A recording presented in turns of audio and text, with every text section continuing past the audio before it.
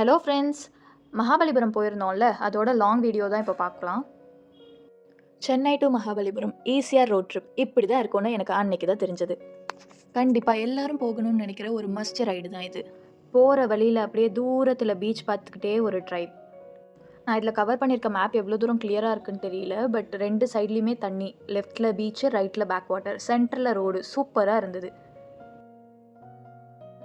வீடியோவில் பார்க்குறப்ப தூரத்தில் இருக்க பீச்சை விட முன்னாடி இருக்கிற ட்ரீஸ் தான் நிறையா கவர் ஆச்சு. பட் நேரில் போகிறப்போ நல்லாவே இருந்தது பார்க்குறதுக்கு.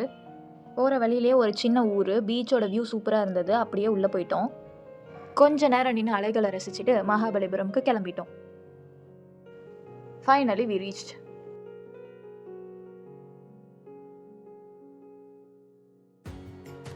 புதுசாக ஒரு சீரம் அண்ட் மாய்ஸ்சர் யூஸ் பண்ணிகிட்டு இருக்கேன். சன்லைட்டில் ஃபேஸ் ரொம்ப க்ளோயிங்காக இருந்தது. அப்படி போகிற போக்கில் ஒரு கிளிக் எடுத்தாச்சு.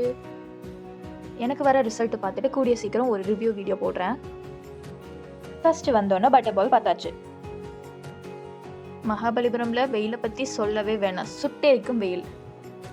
ஸோ ஜஷுக்கெல்லாம் கேப் போட்டு விட்டாச்சு. சைடில் இருக்க திட்டை பார்த்துட்டு அதுலேருந்து ஒரு கேமை க்ரியேட் பண்ணிக்கிட்டான்.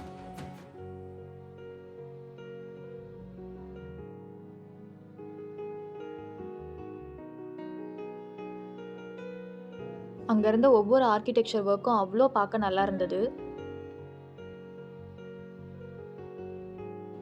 அதையெல்லாம் பார்த்துட்டே கொஞ்சம் ஃபோட்டோஸ் எல்லாம் எடுத்துகிட்டு இருந்தோம். நிஜமாவே இது கேண்டிட் ஃபோட்டோ தாங்க. அண்ட் அங்கங்கே நம்மளுக்கு கைட் பண்ணுறதுக்கு இந்த மாதிரி ரூட் போட்டிருந்தாங்க.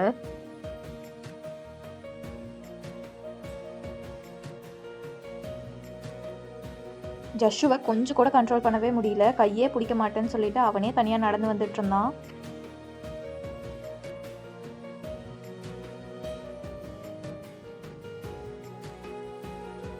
அங்கேருந்து நெக்ஸ்ட்டு லைட் ஹவுஸ் பார்க்க கிளம்பியாச்சு.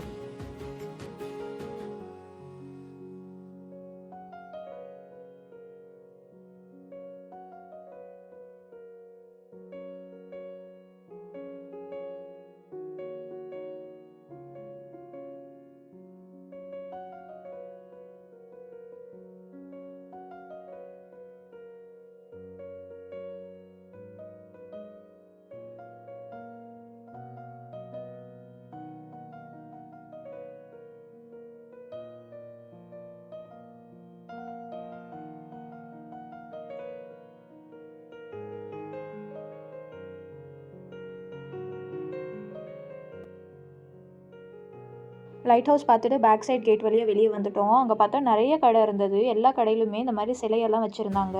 ஒன்று ஒன்றும் பார்க்குறதுக்கு அவ்வளோ யூனிக்காக சூப்பராக இருந்தது.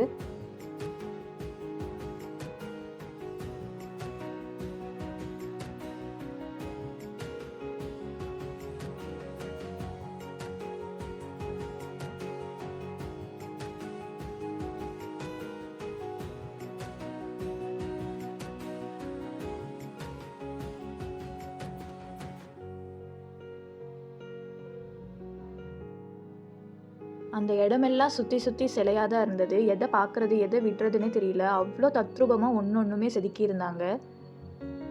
நம்ம ஊர் கலையாச்சே, இதையெல்லாம் பார்த்து ரசிக்கிறதுக்கு தான் ஃபாரினர்ஸும் நிறையா பேர் இங்கே வந்திருந்தாங்க.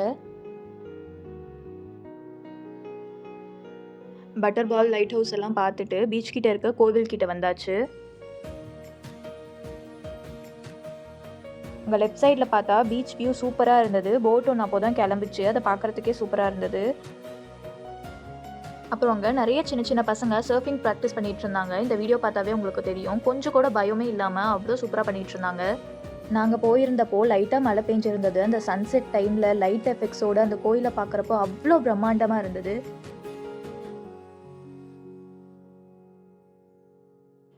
அப்படியே கொஞ்சம் மெமரிஸ் கலெக்ட் பண்ணலான்னு சொல்லிட்டு எல்லோரும் நின்று ஃபோட்டோஸ் எடுத்தாச்சு.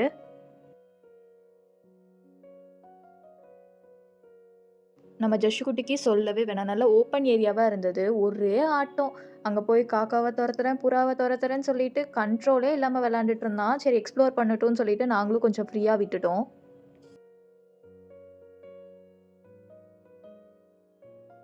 இது இல்லாமல் வந்து வேலை முடியுமா? முடியாது. Shopping time. ஸோ கடை வீதியில் கொஞ்சம் நேரம் அப்படியே சுற்றிட்டு இருந்தோம்.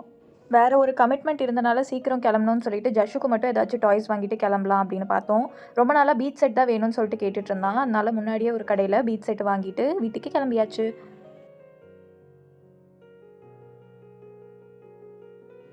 ஈசிஆர் ரைட்னா இப்படி தான் இருக்கும்னு அன்னைக்கு தான் தெரிஞ்சது. ஸோ காரில் இல்லாமல் பைக்கில் ஒரு நாள் வந்து இன்னும் நல்லா என்ஜாய் பண்ணணும், அந்த ஏரியாவெல்லாம் எக்ஸ்ப்ளோர் பண்ணணும்னு பிளான் பண்ணியிருக்கோம். பார்ப்போம். டெஃபினெட்லி ஒரு ஃபீல் குட் ட்ரிப்பாக இருந்தது. இந்த வீடியோ உங்களுக்கு பிடிச்சிருந்தா கண்டிப்பாக சப்ஸ்கிரைப் பண்ணி ஷேர் பண்ணிடுங்க. பாய்.